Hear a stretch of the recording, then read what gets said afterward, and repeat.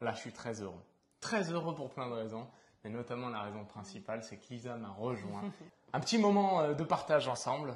Vous n'allez pas voir exactement comment on est à la maison, nous deux, mais c'est un petit aperçu. Là, on en discute tout le temps. Peut-être qu'une des clés de notre vie avec Lisa, c'est qu'on communique constamment, on discute constamment, on échange constamment de nos rêves et de nos ambitions. Le point qu'on voulait aborder, c'est le suivant. C'est que des fois, tu as besoin d'un déclic. Des fois, tu as besoin d'abandonner ta vieille histoire pour créer la nouvelle. Des fois, il faut tuer l'ancien personnage pour laisser naître le nouveau. J'ai une petite histoire qui me vient en tête à un moment donné que je partagerai juste après. Lisa, toi, je sais que, on va dire, la première phase de notre vie, de toi, ta vie, c'était, c'était cadré. Je vais devenir l'infirmière, quoi, la jeune infirmière. Ça va faire 7 ans que j'ai arrêté mon travail d'infirmière. Au final, j'ai pas été infirmière très longtemps. Et je dis toujours, si vous voulez une piqûre, c'est un peu risqué. C'est une piqûre, ça va. C'est vrai que souvent, quand je retrouve même des anciennes amies, collègues infirmières, elles me disent, mais ça te manque pas trop l'hôpital. Et le choix que j'ai fait d'arrêter mon travail, ça n'a rien à voir avec que j'aimais pas mon travail. Et en aucun cas, je dénigre cette profession parce que j'adorais aller au travail. Elle nous a apporté beaucoup. Elle nous a apporté beaucoup, elle m'a apporté beaucoup. J'adorais aller au travail. C'est vraiment une équipe qu'on crée avec les filles de notre équipe, justement. J'adorais passer du temps avec elle. J'adorais l'énergie qu'on avait. On pouvait vraiment parler de tout. S'occuper des gens, c'était vraiment important. Pour moi, je le faisais vraiment pour les bonnes raisons. Je pense toujours, c'est pas que j'aimais pas mon travail et tu me remets une journée à l'hôpital, je suis heureuse. Je passerai vraiment du bon temps, mais il y a toujours quelque chose qui est plus important, c'est quand même toi. Et la prise de conscience que t'as qu'une seule vie et j'avais pas envie de passer à côté des moments. Et malgré tout, même si j'adorais mon travail, les conditions, elles étaient quand même pas extrêmement bien. C'est souvent mieux vu par les autres. Ah, t'es infirmière, c'est bien. Mais il faut dire ce qui est. Heureusement qu'il y a les patients qui reconnaissent son travail, mais c'est à peu près tout. Et malgré tout, ma vie personnelle, elle passait avant cette reconnaissance-là. Le besoin aussi de pouvoir avoir du temps en famille. C'était du temps pour moi. Pouvoir aussi gagner de l'argent, ça reste quand même... oui, c'est pas qu'une question d'argent, non. Mais quand on a plus, faire 5-6 voyages par an, alors qu'en tant qu'infirmière, je pouvais en faire peut-être que un et encore. La vie, c'est pas le passage du temps, c'est de condenser les expériences dans le temps que tu as. Complètement. On s'en rend souvent compte quand on devient parent parce que tu vois ton enfant, elle passe de un petit bébé tout petit qui sait pas tenir sa tête à en 1 an qui marche, qui parle et que c'est une petite fille ou petit garçon. Et c'est vrai que nous, on voulait pas laisser passer les années comme ça et on voulait avoir beaucoup plus d'expérience dans notre vie. C'était la raison principale. Ouais, toi, il a fallu que tu abandonnes un peu cette idée que tu étais partie et tu allais être une infirmière et que ça allait durer jusqu'à la fin de ta vie, quoi.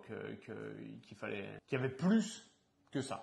Oui, complètement. Faire un métier qui nous plaît parce qu'il y a des valeurs, parce qu'on travaille constamment sur nous-mêmes, parce qu'avant le fait aussi d'être indépendant, si ça va pas, si t'es pas là où tu veux, bah c'est de ta faute. Donc en fait, il faut que tu travailles sur toi, parce que tu pouvais être un peu plus positif en allant au travail, mais les conditions, elles étaient quand même par des supérieurs, la hiérarchie, et avant que ça bouge, ça allait prendre énormément de temps et c'était compliqué. Ouais. Alors que là, si on n'est pas satisfait de notre situation, c'est juste un travail qu'on peut faire personnellement. Ouais, je crois qu'on avait besoin d'être le pilote, mais en fait, tout le monde a besoin d'être le pilote. Et c'est juste que des fois, on laisse l'environnement nous conduire. Mais aussi, ce qu'il faut réussir à se dire, c'est que si l'environnement qui me conduit m'amène à une destination que j'aime pas, peut-être aussi pour ça qu'on n'aime pas trop les voyages en groupe avec Lisa ou les voyages déjà guidés parce que tu finis pas là où tu veux, tu prends pas vraiment le chemin que tu veux. Bah, la vie, c'est un peu pareil. Tu peux monter dans le bus avec tout le monde ou tu peux te louer une voiture. Louer la voiture, ça va coûter un peu plus cher. Dans la vie, ce qui coûte un peu plus cher, c'est pas l'argent, c'est l'énergie que tu vas mettre, le fait d'être un peu moins comme tout le monde, donc de t'isoler temporairement au moins, de faire des efforts en plus, d'avoir des nuits un peu plus courtes, etc., etc. Mais pour un voyage qui est quand même un petit peu plus sympa que si tu étais monté dans le bus. Et moi, je dois reconnaître que, il faut que je parle d'une anecdote. J'ai déjà dit sur scène beaucoup de fois, enfin pas beaucoup de fois, mais je l'ai dit en Serbie le mois dernier. Je parle vraiment de ce moment où tu abandonnes le premier personnage, où tu passes au second. Elle était marquante pour moi. J'étais un gars, comme tout le monde, eu l'impression que j'avais du potentiel, mais j'avais vraiment l'impression de ne pas pouvoir l'exploiter. Et avant de démarrer Herbalife, j'avais fait des stages, et notamment un dernier stage, je tairai le nom, je n'en veux pas à la personne, bien au contraire, ça m'a tellement servi que je lui en suis reconnaissant et je devrais lui offrir, non pas des fleurs, mais une bouteille au minimum, tellement ça m'a aidé. Mais j'avais fait un stage où, en gros, à la fin du stage, j'étais commercial et j'étais nul, terrible. C'est pour ça aussi que je lui en veux pas, c'est que j'étais affreusement nul. Et avec le recul, j'ai réalisé pourquoi j'étais nul. J'étais nul parce que je ne croyais pas dans le produit, j'aimais pas l'environnement et je me sentais pas maître de mon truc. Et ça me ressemblait pas du tout, mais j'allais au boulot à l'heure pile, je repartais à l'heure pile, je faisais mes affaires 1 à 2 minutes avant, alors que quand je suis passionné de quelque chose, je vais au bout.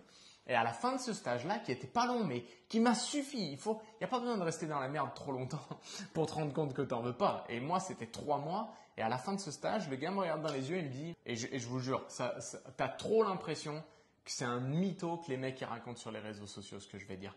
Mais je vous jure que c'est vrai. Le gars me regarde dans les yeux et me dit, tu sais, Mathieu, dans le futur, ça va pas être super. Ça, je me souviens plus exactement ce qu'il m'a dit. Mais en gros, il me dit, parce que toi, t'es pas un killer. Et il m'a dit ça. Et ça m'a fait mal. Je vais pas le cacher, jusqu'entre ce moment-là et le moment où on a connu Herbalife, au début, ça m'a fait mal. Et puis après, ça m'a amené à réfléchir je veux autre chose. Je veux autre chose pour moi, je veux autre chose pour ma famille, je veux autre chose pour Lisa, je veux autre chose pour qui je veux devenir. Je mérite pas ça, je mérite bien mieux. Mais par contre, j'ai compris que personne n'allait me le donner, il va falloir aller le chercher. Et quand il m'a dit ça, ça m'a tellement profondément marqué que j'ai décidé de devenir une bonne personne, pas un killer au sens négatif, mais au sens où j'atteins mes objectifs. Sans faire de mal à qui que ce soit, sans faire du tort à qui que ce soit d'autre, mais j'atteins mes objectifs parce que c'est la personne que je suis. Et je sais que cette personne, elle me voit souvent sur les réseaux sociaux. On n'a jamais interagi. Ça fait 10 ans, il faudrait peut-être 11 ans. Ça faudrait peut-être que j'aille lui dire. Mais c'est toujours une petite victoire pour moi de me dire finalement, je suis peut-être un killer. Je suis content qu'on me partage ce moment, Lisa, je te le dis. J'espère que c'est le premier d'une longue série.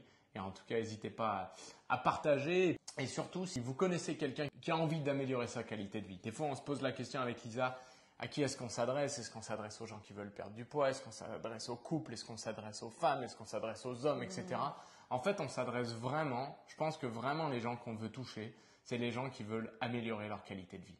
Que ce soit leur niveau de vie, que ce soit leur qualité de vie d'un point de vue forme, que ce soit plus de temps avec les enfants, que ce soit plus de temps pour progresser, plus de temps pour avoir du fun, des aventures, plus d'argent aussi. Les gens qui veulent progresser, les gens qui veulent améliorer leur qualité de vie. Et si ça vous touche, si vous êtes quelqu'un comme ça, alors c'est peut-être le moment qu'on se mette en contact. On a un plan pour vous.